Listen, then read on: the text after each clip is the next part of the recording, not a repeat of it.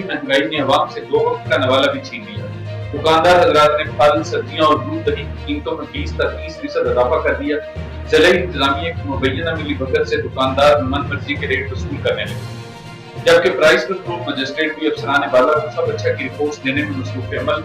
फर्रुखाबाद और गिरदोनवा में जिला इंतजामिया की तरफ से कोई चेक एंड बैलेंस न होने की वजह से दुकानदार मन मर्जी के रेट वसूल करने लगे, जिसकी वजह से शहरी खासे परेशान दिखाई दे रहे हैं। चावल चीनी जो है ना वो इतनी ज़्यादा महंगाई हो चुकी है कि गरीब आदमी का गुजारा मुश्किल हो रहा है। और इसके अलावा सब्ज़ी और दूध वगैरह की जो मनमानी कीमतें बढ़ा रहे हैं दुकानदार, और गरीब बंदा ना तो दूध पी सकता है, ना दही खा सकता है, ना कोई चीज़ ले सकता है।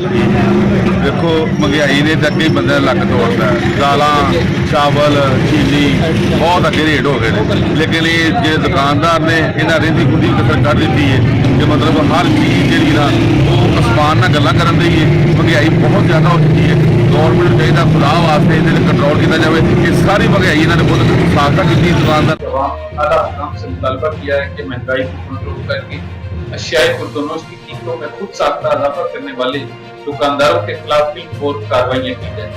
राणा वसीम असलम, प्राइम 9